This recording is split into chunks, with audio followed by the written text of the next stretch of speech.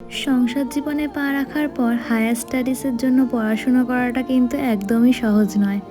Good morning, তোমরা সকলে কেমন আছো? আশা করছি তোমরা সকলে খুব ভালো আছো, আমিও খুব ভালো আছি। আজকের ব্লগটা তোমাদের সঙ্গে এখন থেকে শুরু করছি।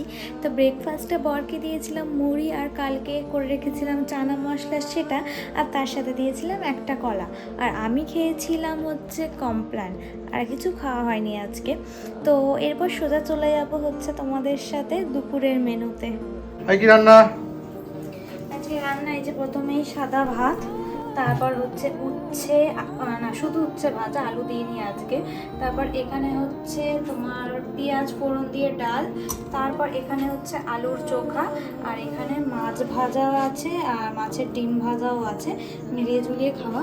আর রাতের আলাদা মেনু রান্না হয়ে গেছে, সেটা তোমাদের পরে শেয়ার করছি।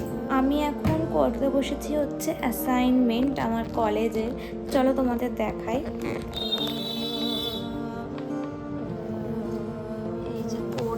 এখনো কমপ্লিট হয়নি, সবে শুরু হলো, এখনো প্রচুর লেখা। আপাতত একটা সাবজেক্ট দিয়েছে, একটা সাবজেক্ট আজকেই সাবমিট করে দেবো, আজকেই দিয়েছে দুপুরবেলা। তা ভাবলাম বসে থেকে কি করব, আমি তো সারাদিন বসেই থাকবো, তা এখন করে দিই। তা ওই জন্য আমি করে দিলাম, অ্যাসাইনমেন্টটা করে একটু পর সাবমিট করে দেবো। বেসিক্যালি গিয়ে দিতে হবে, বাট আমি ফোনেই সাবমিট করবো। শুরুতেই তোমাদের যে কথাটা বলছিলাম, চলো সেই কথায় এবার আসা যাক।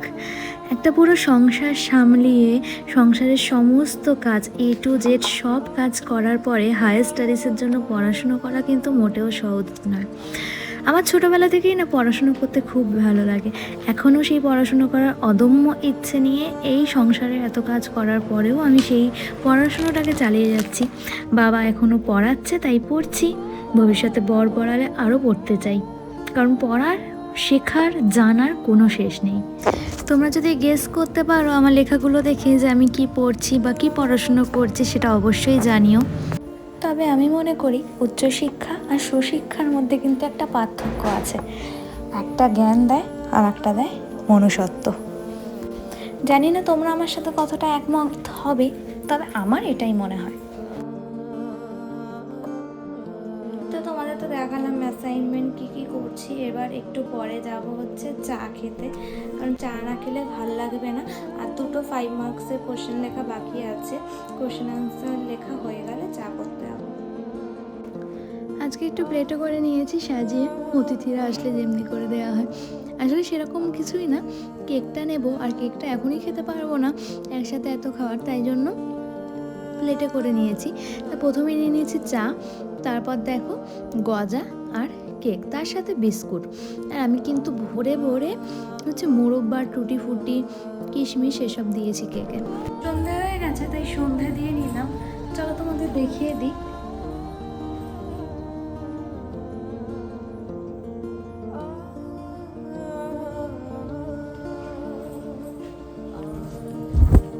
তুলসী মঞ্চে আগেই ধূপ দেখিয়েছি, তারপর ঘরে ধূপ দেখিয়েছি।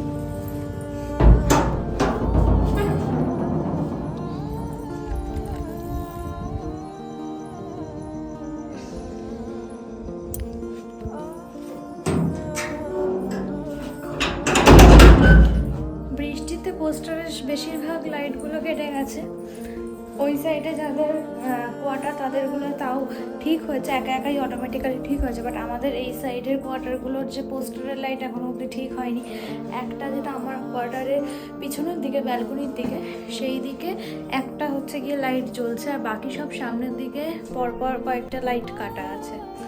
দেখি কবে এখানকার লোক সারায়, মানে ভেতরকারই লোক সারাবে, বাট মিস্ত্রি ডাকবে, আসবে, তবে গিয়ে সারানো হবে। রাতের মেনুতে আছে রুটি, আর তার সাথে আলুর দম আর চানা মশলা। আমি এখানে রুটি করে নিয়েছি, এই যেটা হচ্ছে আলুর দম চানা মশলা। চলো আজকে ভিডিওটা এখানে এন্ড করছি, টাটা।